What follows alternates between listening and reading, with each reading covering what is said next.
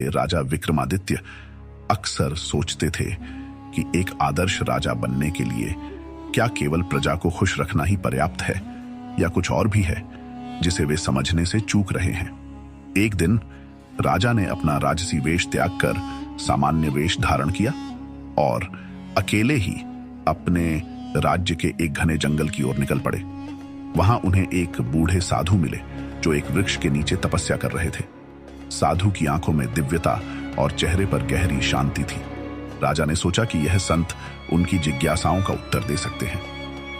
राजा ने साधु के पास जाकर विनम्रता पूर्वक प्रणाम किया और कहा, हे गुरुदेव, मैं आपका शिष्य बनना चाहता हूं, कृपया मुझे ज्ञान दें। साधु ने अपनी आंखें खोली और मुस्कुराते हुए कहा, हे राजन, ज्ञान पाने के लिए पहले यह समझना जरूरी है कि आप किस चीज की तलाश कर रहे हैं। राजा ने उत्तर दिया, मैं यह जानना चाहता हूं कि एक राजा का सबसे बड़ा कर्तव्य क्या है।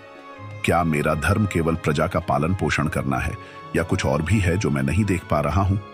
साधु ने राजा को जंगल के बीच स्थित एक गुफा में जाने को कहा। उन्होंने कहा, उस गुफा में तुम्हें एक बहुमूल्य रत्न मिलेगा, लेकिन ध्यान रखना, वह रत्न केवल उसी को प्राप्त होगा जो अपने लोभ और अहंकार पर काबू पा सके। राजा गुफा के अंदर गए और उन्होंने देखा कि वहां चारों ओर चमचमाते रत्न बिखरे हुए हैं, लेकिन जैसे ही उन्होंने एक रत्न उठाने की कोशिश की, रत्न गायब हो गया। हर बार ऐसा ही हुआ। अंततः उन्होंने अपनी आंखें बंद की और अपनी इच्छा को त्यागते हुए केवल अपने कर्तव्य के बारे में सोचना शुरू किया। तभी एक दिव्य रत्न उनके सामने प्रकट हुआ। राजा ने रत्न साधु को सौंपा। साधु मुस्कुराए और कहा, तुमने अपनी पहली परीक्षा पास कर ली, अब दूसरी परीक्षा के लिए तैयार हो जाओ। साधु ने राजा को एक गरीब गांव में भेजा जहां लोग भूख से पीड़ित थे। राजा ने वहां जाकर अपनी शाही शक्तियों का उपयोग किए बिना उनकी मदद करने का वचन दिया। उन्होंने गांव वालों के साथ खेतों में काम किया, पानी लाया और उनकी समस्याओं को समझा।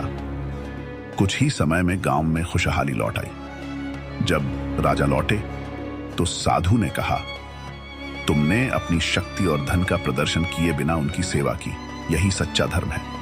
अंत में साधु ने राजा को एक गहरी झील के पास ले जाकर कहा, इस झील में झांको और बताओ कि तुम क्या देखते हो। पहले तो राजा ने केवल अपनी परछाई देखी। साधु ने कहा, अभी तुम केवल अपने बाहरी स्वरूप को देख रहे हो, ध्यान करो और अपनी आत्मा को पहचानो। राजा ने ध्यान लगाया और महसूस किया कि उनका सच्चा कर्तव्य अपनी आत्मा को शुद्ध रखना है, जो उनके हर निर्णय और कार्य को प्रभावित करता है। साधु ने राजा से कहा, राजन, एक राजा का सबसे बड़ा कर्तव्य केवल प्रजा का पालन पोषण करना नहीं, बल्कि सत्य, धर्म और आत्मा की शुद्धि के मार्ग पर चलना है। यदि राजा स्वयं को जान ले तो उसका राज्य भी स्वर्ग बन जाएगा। राजा ने साधु को प्रणाम किया और कहा, हे गुरुदेव, आपने मेरी आंखें खोल दी। मैं अब समझ गया हूं कि एक सच्चे राजा का धर्म क्या है। यदि आपको कहानी पसंद आई हो तो चैनल को सब्सक्राइब करें दोस्तों। Thanks for watching.